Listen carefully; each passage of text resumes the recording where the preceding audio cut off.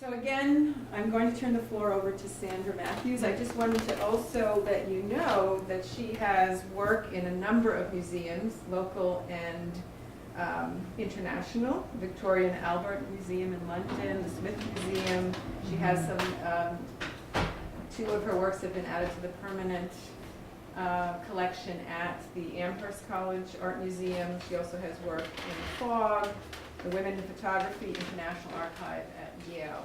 So we're very lucky to have you here, Sandra. Thank you.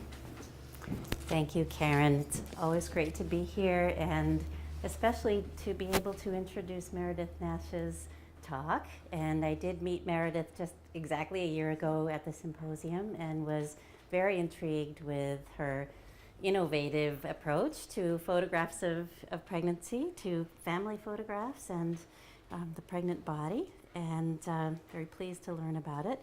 So it is wonderful that she should come back, could come back and be based here at the center this semester. Meredith has connections and roots in both the United States and Australia. She did her undergraduate work at the University of Illinois and her master's and PhD at the University of Melbourne. And as I've been able to get to know her a little bit recently, I've come to appreciate what an incredible dynamo she is.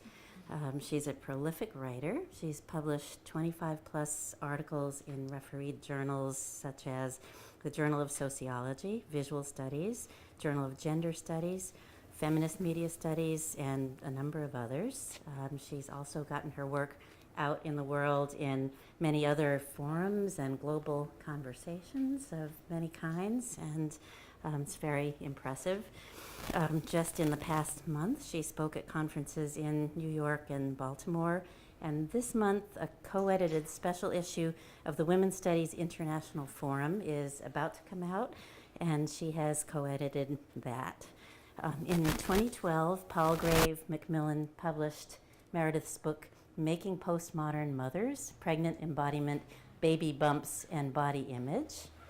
And Palgrave Macmillan will publish this July her forthcoming edited volume entitled Reframing Reproduction, Conceiving Gendered Experience in Late Modernity.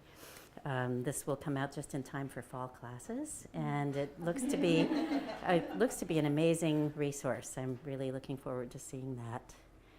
So Meredith's current interdisciplinary work with the pregnant body addresses how it is understood individually and culturally, and how that body is mediated by photographs.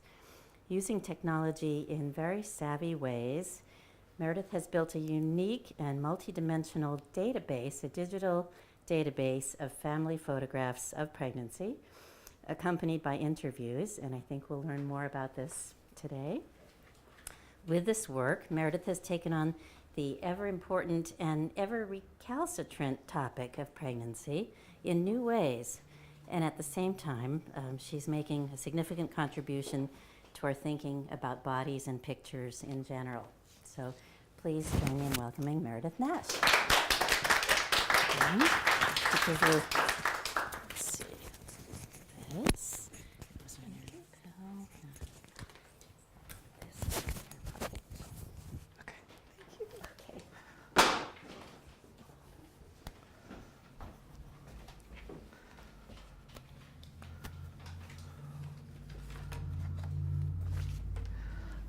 Thank you so much for the generous introduction. This is really exciting for me because I actually haven't presented any of the data from this project yet. So this is, you're the first in the world to hear about this, about the early findings from this study. So I'm really excited to be able to do that here. So as I said, in this paper, I'm just considering some of the preliminary findings from this project that I've been working on for the last year called Remembering Mothers, Family Photography and Cultural Memory. So this project has involved collecting Australian family photographs of pregnancy that were taken from between 1945 and the present, and also creating a digital archive and exhibition space.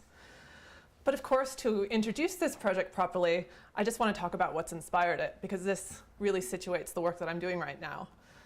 And of course, it's no secret that Pregnant Pictures, written by Sandra Matthews and Laura Wexler, is a book that has deeply, deeply inspired my own work for the last 10 years. And of course, it's inspired this project in really profound ways. Matthews and Wexler spent more than a decade collecting family photographs of pregnancy in the US in response to their discomfort around the gap between the ways in which pregnancy was being represented in the social world and their own individual experiences of pregnancy. So this is a really groundbreaking collection. And they were one of the really pioneers in doing visual work related to reproduction. But this project is also inspired by the work of Lori Novak, who's a New York artist who's developed innovative ways of looking at memory and identity using technology. Her Collected Visions project began in the early 1990s. Collected Visions 1 was a 3-part slide and music installation that examined the representation of women and girls in family photographs. She launched Collected Visions as a web installation in 1996 to question how photographs shape our memories. And this was really one of the earliest websites devoted to storytelling. So in that sense, Lori Novak was really, really ahead of her time in developing this project. And I actually had the privilege to meet Lori recently, so that was an amazing experience being here in the Valley as well. It's been nearly 14 years since Pregnant Pictures was published, and it's been nearly 17 years since Lori Novak published her web installation, Collected Visions. And a lot has changed when it comes to the practice of family photography, the experience and representation of pregnancy, and also the confluence of digital technologies. So the time is right to look at memory, photography, and reproduction in a new context, politically, socially, culturally, and geographically. So in this project, I go to the end of the world, quite literally to the end of the world, to Tasmania, Australia, to revisit this question that Matthews and Wexler raised 14 years ago. What is a family photograph of pregnancy? So in the first half of the paper, I'm just going to talk a little bit about the project, give you an overview of what I've been doing, and also talk about the development of this website and archive. In the second half of the talk, I'll just discuss one of the smaller sets of photographs that I've collected that feature a location that appears to be intrinsically related with Australian women's memories of pregnancy, the beach. So here I'm going to argue that the beach is a critical site for deepening our understandings of the production and expression of pregnant identities and also of Australian national identity. So just to situate you, these are the 4 aims of the project: to identify how individual and collective memories of pregnancy are shaped through family photographs, to consider how family photographs of pregnancy contribute to the construction of family and the production of Australian family histories, to identify how pregnant bodies are represented within the cultural practice of family photography, and finally to explore how family photographs of pregnancy can be remediated to offer new perspectives on the past. Now, theoretically and conceptually, my work draws on feminist discussions of family photography and cultural memory, of course, as well as critical scholarship on vernacular photography and visual studies. I won't talk much about theory in this paper, but just to situate you, I mean, feminists have written there's a quite long history of feminist work in terms of family photographs and the fact that they're ideologically problematic. And also the fact is that everyday photography or vernacular photography has largely been ignored by visual studies scholars until relatively recently. So now the theorists are looking more at, not so much at why these kinds of pictures are ideologically problematic, but more why they're culturally significant. So there's been an interesting shift there. And of course, pictures of pregnancy and reproduction have largely been marginalized in sort of all speaking about family photography and vernacular photography. So methodologically, this project is situated within feminist memory work. For those of you who aren't familiar with memory work, this is an explicitly feminist methodology that was developed in the mid-1980s by a German sociologist called Frigga Haug.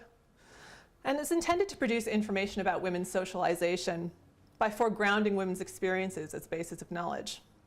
So this method was originally designed as a collective process of remembering, but over time it's been developed into an individual process, especially in relation to objects like family photographs and individual memory work.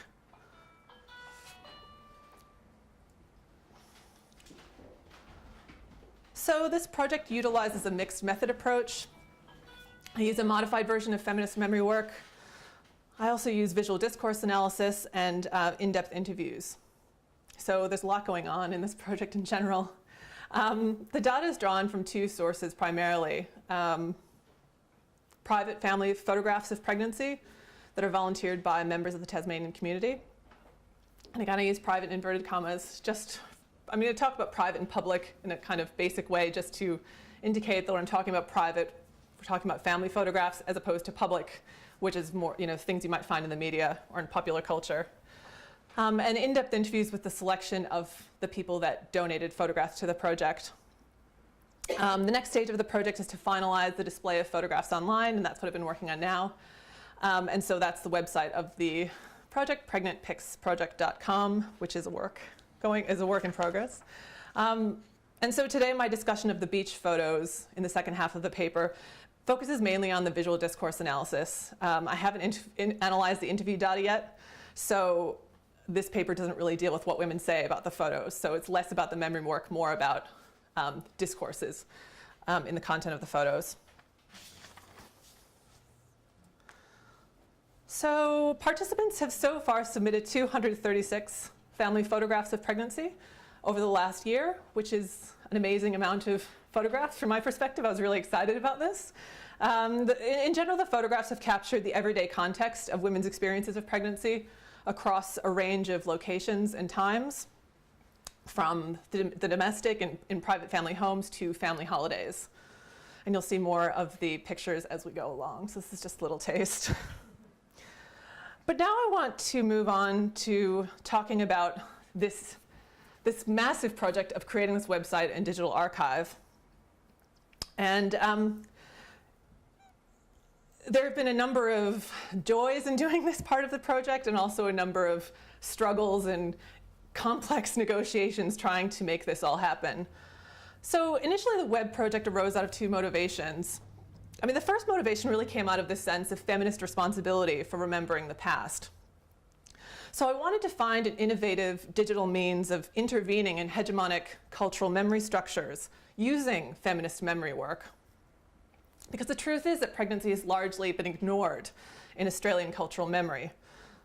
And I decided that one way to respond to this would be to create a digital archive and exhibition space of pregnancy photographs that employs non-hierarchical structures and that tries to capture memories of motherhood via an interactive exchange of narratives and photographs. And so this is what led me to the second motivation. The website is implicitly an acknowledgement of the fact that the internet is now an extremely important vehicle for memory that now supplants older forms of commemoration as photography has converged with digital technologies. For most of the 20th century, family photographs were taken with analog cameras. They were printed out and they were placed by hand in family albums. From this practice, a particular definition of family photograph emerged. They were taken by family members, of family members, and sometimes maybe included a studio portrait. But in general, these were all pictures that were supposed to be capturing happy times in family life. Now, although digital family photographs feature largely the same content, the fact is that digital photography has completely changed the practice of family photography. And digital photographs are much less amenable to more traditional means of examining photographs. So in this sense, the website is intended to be more than just a vehicle of displaying photographs. I see it as a mode of hybrid engagements. It's a space where different modes of picturing come together. So in this sense, I want to use the digital as a mode of engagement, to position visitors to the site as more than just observers and spectators who are distanced from the photographs. It's a humanized space that engages people in active memory work, where the photograph is not necessarily the endpoint. So now I'm going to unveil my site for the first time to show you some of its features, which are in progress. So this is the site at the moment. This is the home page. When the visitor arrives at the home page, they see these 4 panels, which are intended to be riffs on frames. And this shows them the content they can access. So when you hover over the tiles, they tell you where to go. And the panels, which are framed by photographs from the donors, are intended to represent the plurality of voices, experiences, and images that are housed on the site. Hyperlinks connect the different media, facilitating a network of memories of motherhood. And the website makes use of a few different kinds of photo display mechanisms, including an archive and exhibition space. And so I've put in a few pictures just to give you a sense of what's happening here in this space. So in the archive, I aim to present the photographic collection in a visually compelling and dynamic way. So for instance, if you click on year, the photographs will move.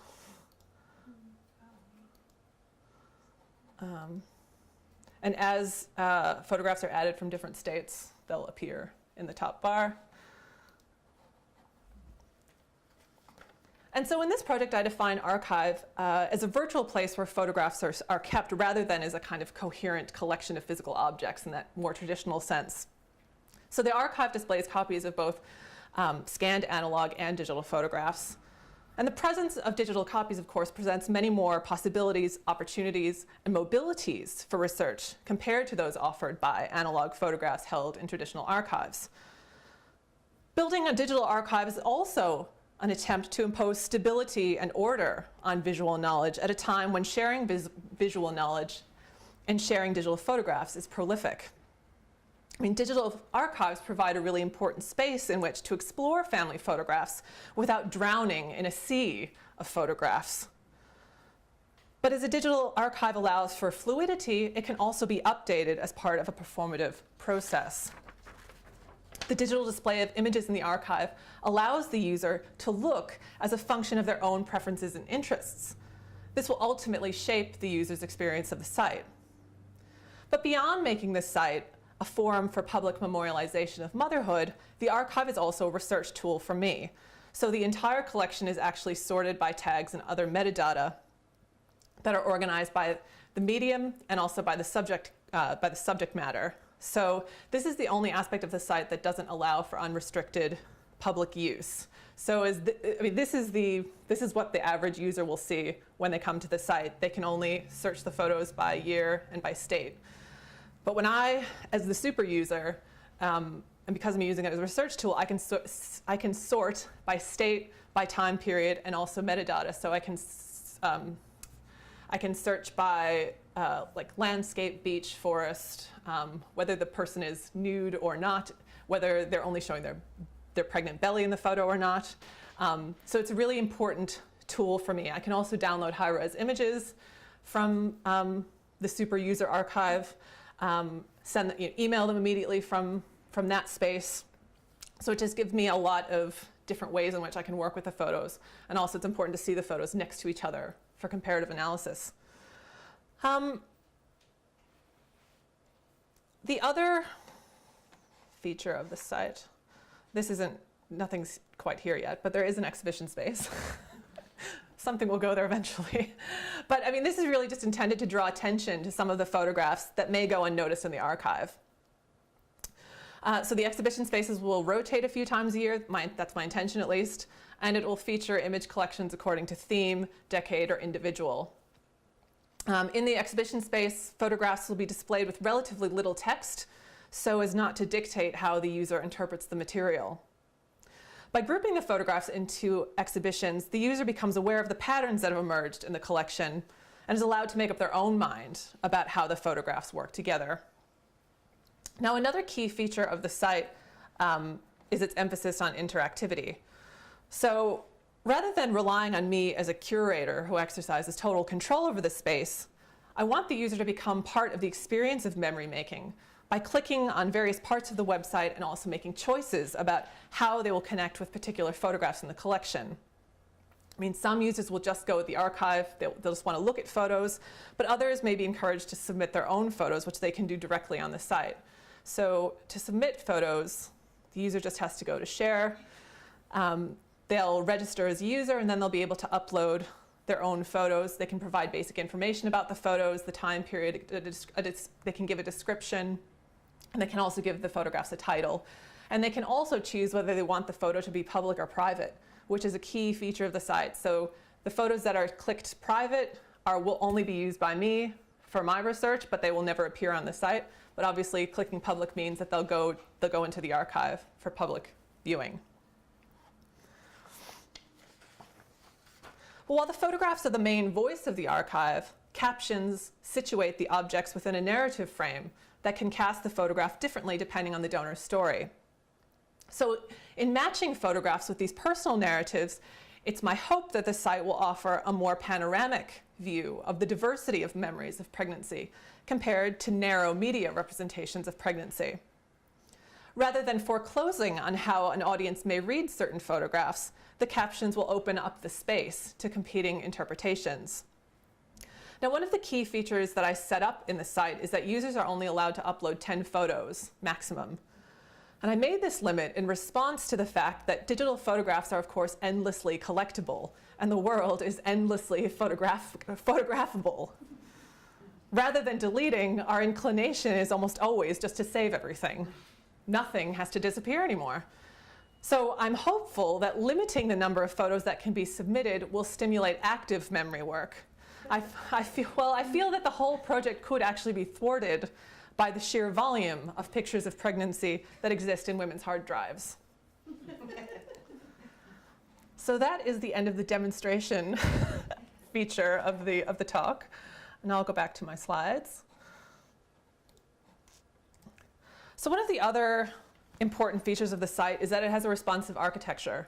So this means that the website has technology that automatically responds to the user's preferences. So the content and layout automatically adapt to a range of digital devices, from desktop computers, laptops, mobile phones, and tablets. And you can see some examples of what happens to the screens when you change your device. So the website has a fluid layout and fluid media, meaning that the site rescales automatically to a browser's width, and the photos also resize automatically to fit the user's screen. So this makes it easier for the user to engage with the content rather than having to scroll and adjust their screen that you'd normally have to do with a fixed width website. Making sure that the site is mobile responsive ensures that submitting photos to the site is easy.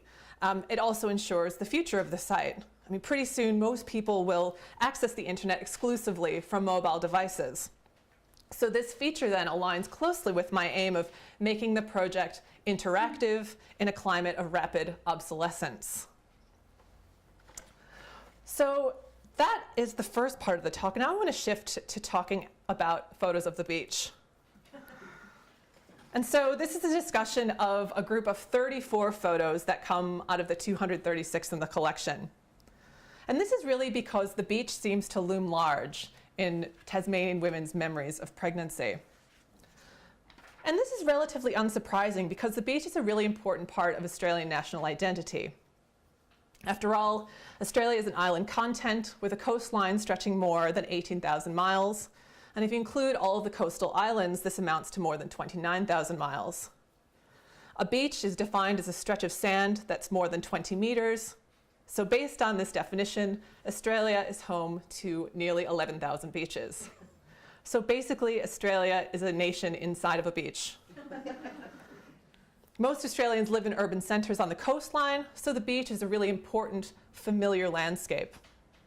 For instance, a family beach holiday has long been a symbol of an egalitarian Australia, and the beach is this very democratized space.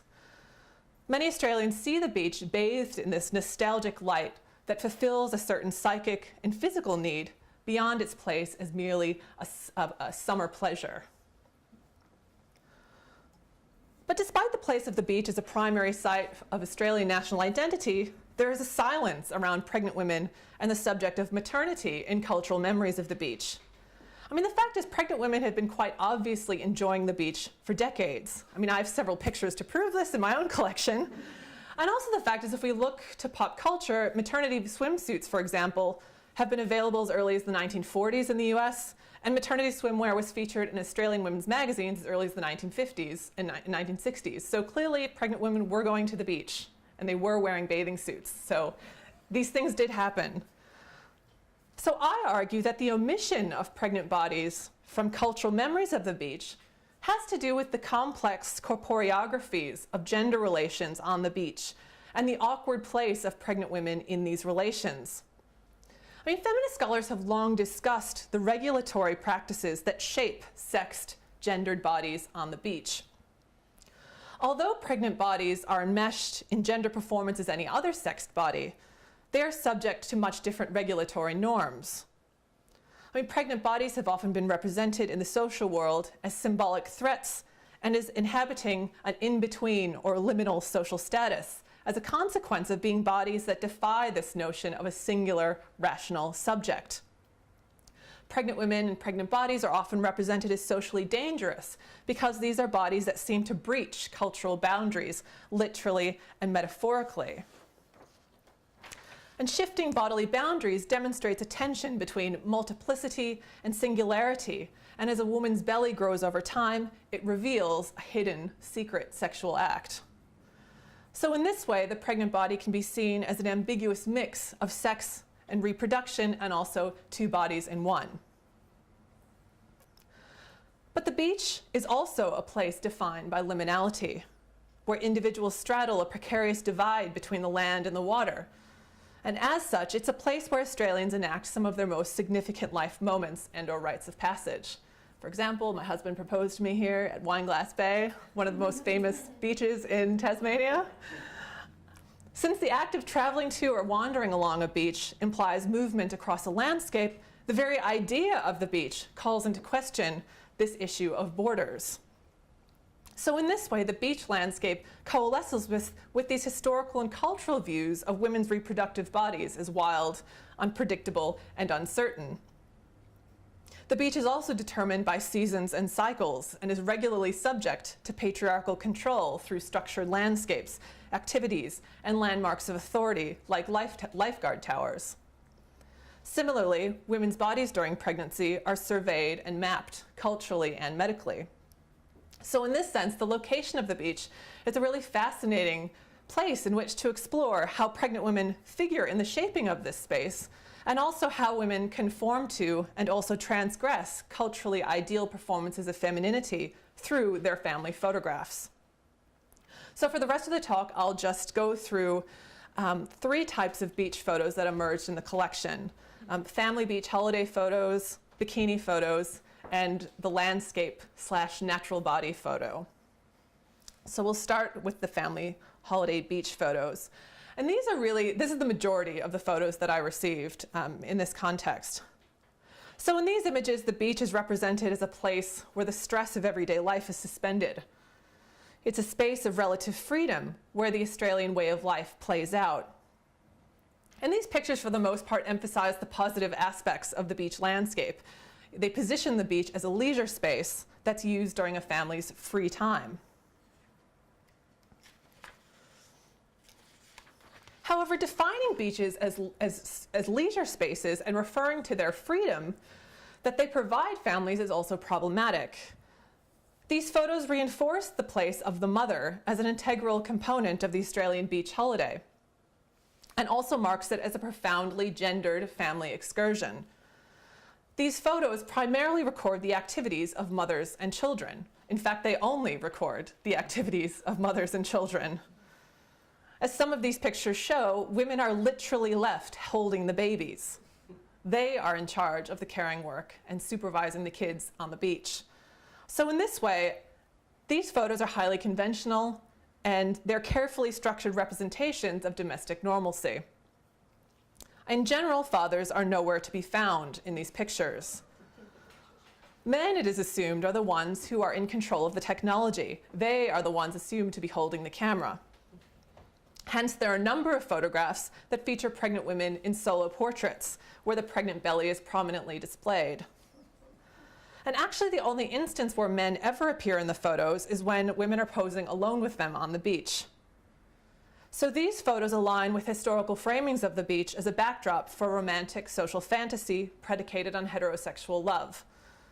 At the beach, heterosexual romance is pure and natural. These photographs mark new beginnings for these couples as they hide any hint of relationship difficulties behind their smiling, expectant faces. So moving on to the second set of photographs, the bikini photograph. Now, the contemporary Australian beach has been represented as a space that allows freedom from social norms that cannot be transgressed in other areas. And this is specifically related to clothing, because after all, the beach is one of the only places in the social world where it is perfectly acceptable to wear next to nothing in front of complete strangers. So in this sense, the bikini has a distinctive place in women's memories of pregnancy, as it does in Australian beach culture. The photographic depiction of pregnant women in bikinis demonstrates the trajectory in which the pregnant body has morphed from asexual and abject to sexual object. Wearing a bikini during pregnancy is a relatively recent phenomenon that directly coincided with the fitness boom of the late 1970s, crossing paths with second-wave feminism. And the photographs that I collected from the late 1970s and early 1980s, which are on the slide, are a nice representation of this shift. The convergence of the fitness boom and second-wave feminist movement had a profound impact on the ways in which women were expected to manage their bodies during pregnancy. During the late 1970s, the medical community began to study the effects of exercise on pregnancy more closely. This reevaluation of exercise coincided with the reevaluation of pregnancy weight guidelines. By the 1990s, medical practitioners were advising pregnant women to exercise more and to eat less. In 2014, their entire industry is built around helping women to maintain fitness during pregnancy, and this is positioned as an empowering development. Whereas gaining weight during pregnancy is once seen to be an integral part of the experience, today a pregnant body is routinely viewed as a fat body. Pregnant women are now subject to the same disciplinary norms around beauty as women who are not pregnant. And today, the perfect pregnant body has a very distinctive shape: large breasts and a tight, contained belly. So in this sense, wearing a bikini confidently during pregnancy is now a vehicle for women to highlight that they have contained and controlled their fat and controlled their body. And of course, posing in bikinis during pregnancy is an outgrowth of this broader cultural turn associated with sexy motherhood and celebrity yummy mummies that began in the late 1990s. And of course, this is just a small selection, a very small selection of pictures of celebrities who've worn bikinis during pregnancy in the last 5 years that have been published in the popular media. However, it's important to note that the pregnant bikini body suggests a very specific kind of sexiness for mothers. Women are sexy in bikinis not because they're pregnant, but because they are pregnant in a particular way, such that they are slender everywhere on their body except for their bellies. So in the more recent photos that I collected, women actively mimic celebrity representations of this maternal beach body. This new genre of pregnant bikini photos is being generated by a cohort of media literate women who desire specific photographs to evoke their memories of pregnancy. And they may use any number of tools to enhance their images, from Photoshop to airbrushing. They may also delete multiple photographs before finding that perfect one to preserve as the true representation of their experience of pregnancy. And this type of photo is much more self-conscious and self-aware of how one's pregnant body will be viewed in the future. It is an act of future memory, and for this reason, many women use professional photographers specifically to get this kind of image. I mean, from one perspective, we might read the pregnant bikini photograph as a representation of women enjoying their bodies on the beach in public, and that these sexy photographs actually do stand as evidence that the border between motherhood and sexuality is actually breaking down, which we could call an empowering shift. I think it would be hard to deny the fact that some women do find pleasure in taking these photographs, and doing so actually does give them bodily confidence. From another perspective, though, the bikini photograph is problematic in that it evinces a post-feminist sensibility in which the maintenance of sexy femininity is framed as being increasingly important as women make gains in other areas of their lives. A bikini-ready body signifies that a pregnant woman can have a career and be a mother with a body that easily slips in and out of reproduction. In effect, a bikini body has come to symbolize unencumbered success in patriarchal societies. And the fact is that despite the proliferation of the pregnancy bikini photo, tensions between the sexualized pregnant body and motherhood remain intact in the real world. Several pregnant women who donated photos to the project have talked to me about the surveillance culture of beaches and how uncomfortable they felt wearing bikinis and having their bodies exposed as sexed bodies. So for instance, I know you can't see it in this photo, but Joan is actually wearing a bikini. But she had a very important memory attached to this photo. She said that on the day that she took this photo, she was wearing a bikini only because her normal maternity bathers wouldn't fit on her belly anymore. She was 38 weeks pregnant. It just wasn't going to work. She said that the beach was really crowded that day, and she felt like everybody was looking at her as she took off her singlet to get into the water. And she said that she was really worried that older, more conservative people would walk by her and, quote, have a heart attack if they saw her pregnant body exposed in this way. So in this way, pregnant bikini wearing is still viewed as transgressive because pregnant women are expected to behave in certain ways in accordance with these regulatory regimes that are temporally and spatially located. Wearing a bikini during pregnancy dissolves the clear-cut notion of public and private. As pregnancy has traditionally been veiled in secrecy, the exposure of the belly in a bikini is a public event that marks the pregnant body as a sexed body, and this causes pregnancy trouble. Now, the final type of photo that I'll talk about is the landscape natural body photo. This type of photograph represents the experience of being in nature, literally, while also highlighting the natural, usually naked pregnant body metaphorically. This category of photograph evidences a particular aesthetic engagement with the beach landscape and the place of the pregnant body within this particular space. Now, the purpose of a landscape photograph in general is to capture something beautiful or picturesque. However, landscape photographs are historically marked with a masculine gaze. The very notion of landscape is a masculine one, of men shaping female land. The photographs in my collection, to a certain extent, accord with this history of aestheticization. Pregnant bodies are figured in relation to aspects of the beach, visually marking pregnancy as a natural experience. However, I also argue that these images, to a certain extent, disrupt masculine boundaries and also present an interesting counter-aesthetic by acknowledging the lived pregnant body in a beach environment, disrupting these essentialist conceptions of place with clear boundaries.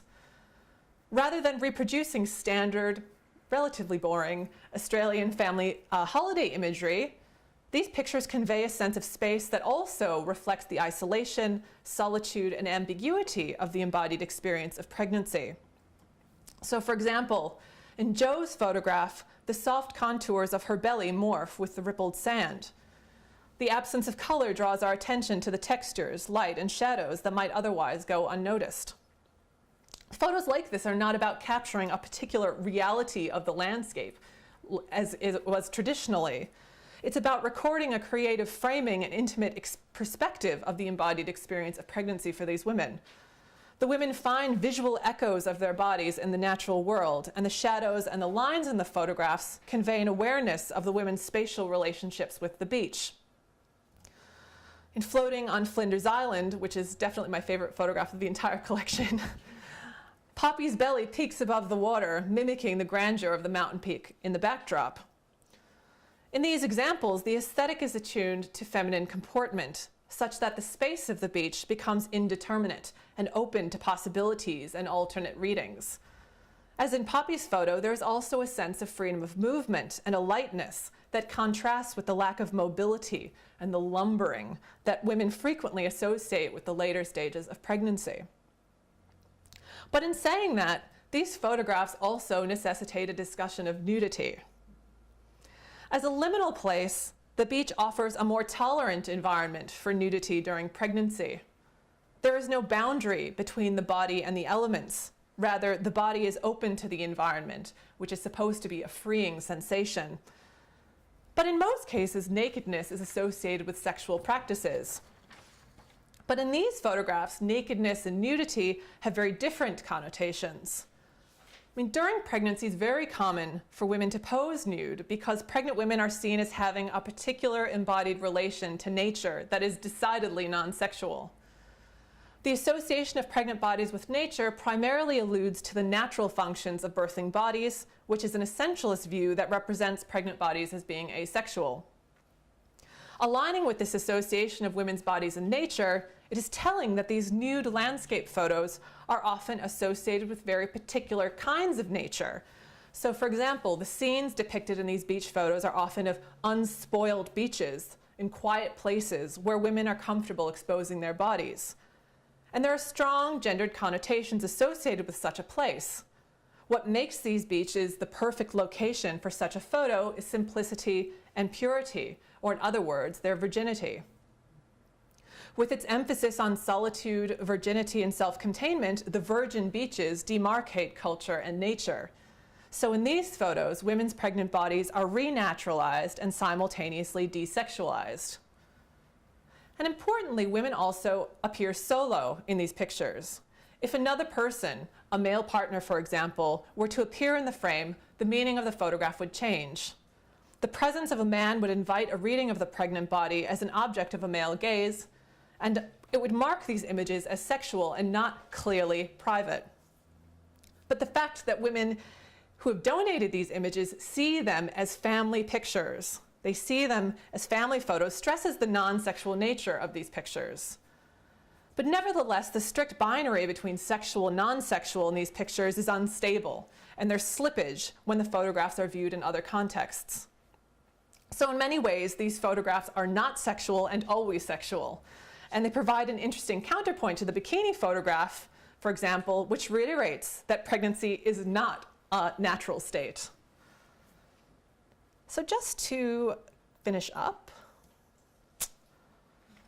I began this paper with a discussion of how online modes of remembrance are useful for mediating vernacular forms of memory that depend on active communal participation. Thanks to digital technology's capacity for unlimited storage and the potential to engage diverse audiences in content production, the internet now presents new and innovative forms of engagement for researchers in the social sciences and humanities. In exploring the promise of the internet as a medium for feminist cultural memory, it also becomes clear that recording memories of pregnancy is an ambivalent cultural trend. My website, in a sense, encourages stasis and focus in a time of digital proliferation and a kind of amnesia about the past. In allowing women to submit their photographs, this project has a political aim in preserving a vast array of photographs and stories of pregnancy that could potentially be lost in private archives. At the same time, however, it also shifts the burden of active cultural memory onto women and feminists, because if we do not memorialize these images, who will? For instance, this project has exposed the importance of preserving women's memories of pregnancy because they tell us important things about Australian social life. For instance, my case study of the beach exposes the silence surrounding pregnant women and their relationship to a place that is deeply tied to Australian national identity. These beach photos give us a valuable window into how Australians have remembered Australian domestic life and gendered social relations. But they also allow us to examine cultural ideas and public debates about pregnant bodies in public. When I started this project, I really had no idea whether it would work or what kind of photos I would get. I was initially drawn to memory work because it seemed to offer a generative, reflexive means of examining Australian motherhood. As I work through this project, each day I find that memory work is not only helping me to answer some of my original questions that led this project, but it's actually produced a whole new agenda, particularly in relation to feminist responsibility associated with what we might call feminist digital memory work, digital archival work. With every photo that's donated to the project, the imperative to create a digital resource that stands as a personal and political resource for feminist scholarship and activism, and that gives weight to the experiences of women, becomes more apparent. So this project is really just the beginning of what I hope will become a new source of cultural knowledge about reproduction for the future.